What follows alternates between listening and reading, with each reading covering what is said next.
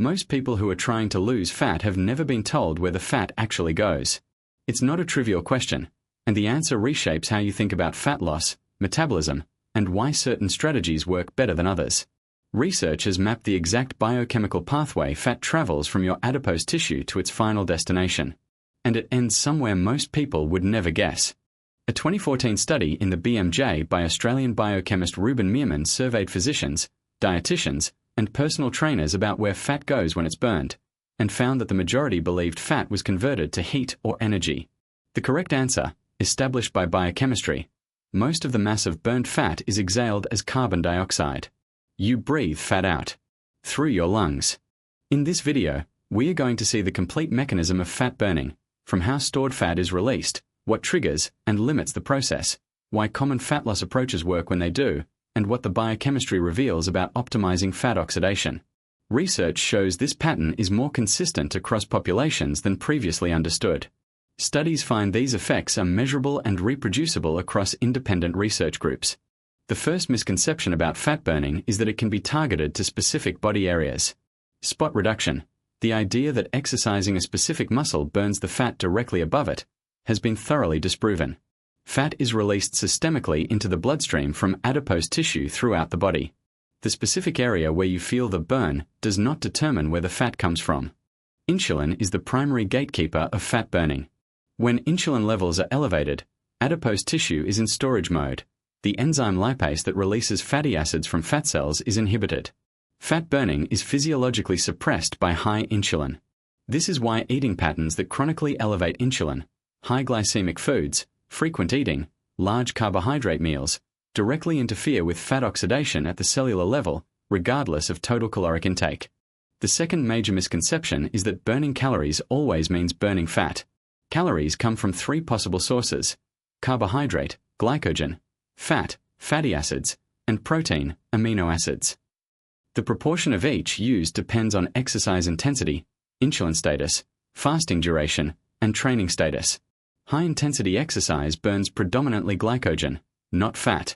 Low to moderate intensity, fasted or low-carb states maximize the fat fraction of calories burned.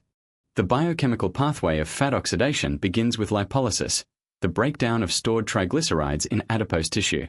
Hormone-sensitive lipase, HSL, is activated by glucagon, adrenaline, cortisol, and growth hormone, all of which increase during fasting, exercise, and caloric deficit.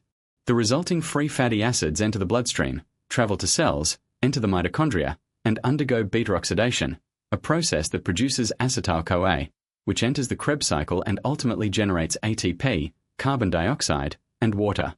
The maximal fat oxidation rate in trained individuals has been measured at approximately 0.5 to 1.5 grams per minute during exercise, depending on training status, fasting state, and exercise intensity.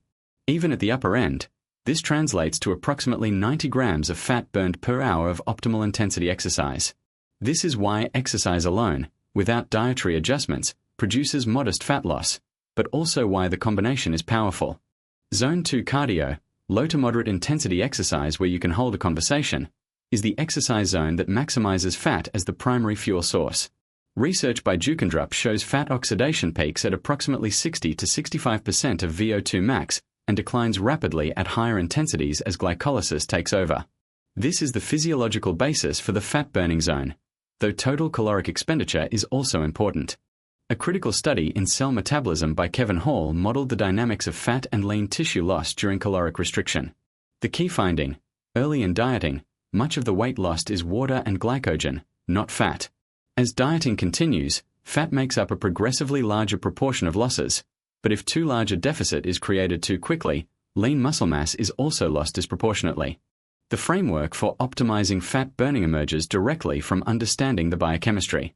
Every effective fat loss strategy works through one or more of the same mechanisms: lowering insulin, extending time in the fasted state, increasing fat oxidation capacity through zone 2 training, or creating a sustained moderate caloric deficit with adequate protein. Research shows this pattern is more consistent across populations than previously understood. The timeline of body fat loss when the biochemistry is properly leveraged is predictable and measurable. Understanding what's happening at each phase maintains motivation through the less dramatic early period. Research shows this pattern is more consistent across populations than previously understood. Studies find these effects are measurable and reproducible across independent research groups. The evidence here is robust, replicated, and directly relevant to your daily health choices. The daily habits that directly maximize fat oxidation are specific, evidence-based, and practical. The most important insight from the biochemistry: fat burning is not just about burning more calories, it's about creating the right hormonal environment where fat release is possible. Research shows this pattern is more consistent across populations than previously understood. Studies find these effects are measurable and reproducible across independent research groups. Fat loss strategy should match the specific obstacle or pattern that's preventing progress. The biochemistry identifies exactly which lever is being missed in each common scenario. Research shows this pattern is more consistent across populations than previously understood. Studies find these effects are measurable and reproducible across independent research groups. The evidence here is robust, replicated, and directly relevant to your daily health choices. Fat burning is a specific biochemical process, not a vague metaphor.